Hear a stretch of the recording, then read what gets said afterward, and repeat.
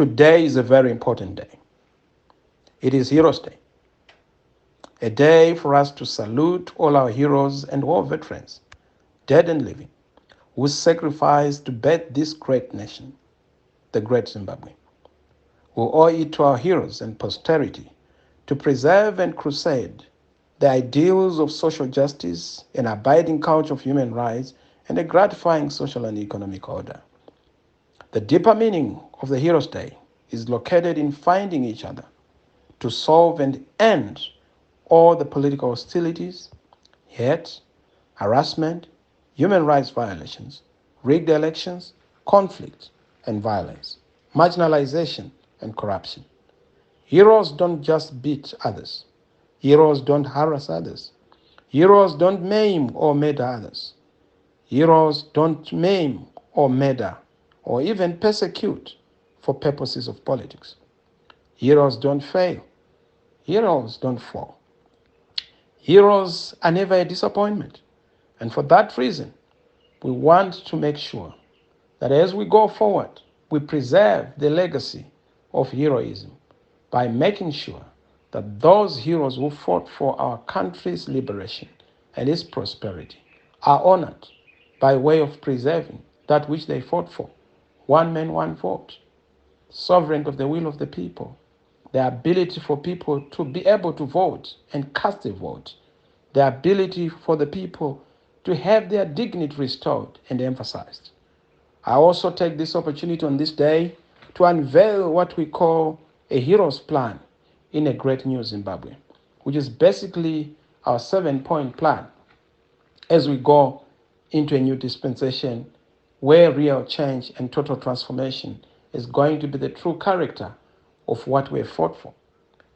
Number one, we will designate August as a Heroes Month with multiple festivities, memorial lectures, and activities, both at a community and a family level, to make sure that we also honor our community and family heroes.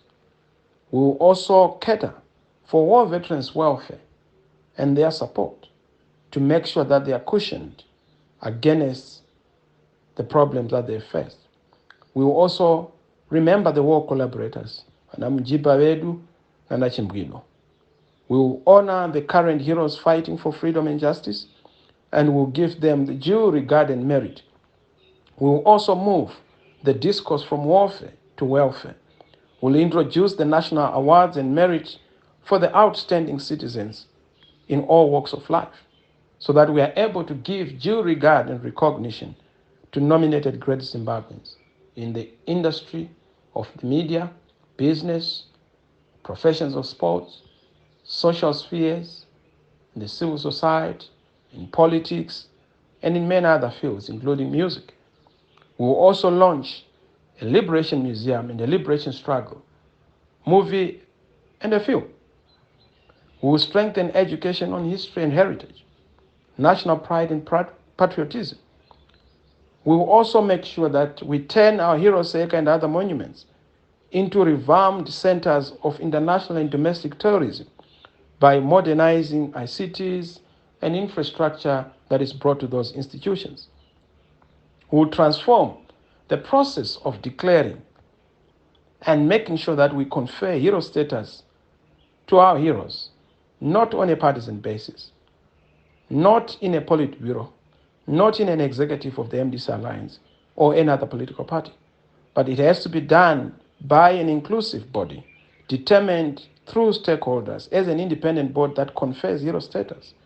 And of course, citizens must design in input what that template of a hero is. No more having a party that is equal to or bigger than Zimbabwe. Political parties are numerator institutions, but our country is the denominator institution. It's Zimbabwe alone. Having said this, let me take this opportunity to wish you all, fellow Zimbabweans, and especially our frontline workers, the workers of Zimbabwe in general, and all those heroes who continue to fight for freedom and justice, to fight for prosperity, including Makomborero Haruzivishe and many others who are being persecuted and incarcerated for fighting for justice and freedom. Happy Heroes Day. History won't and can't ignore you. Remember this. Having said all this, there is always the hero of heroes, our Lord Jesus Christ, who is able to save us in this physical life and the spiritual life. And I always say, God is in it, not as a slogan, but as a statement of faith and conviction that indeed our God is able and faithful. The God of the mountains is the God of the valleys. God bless Zimbabwe. I thank you.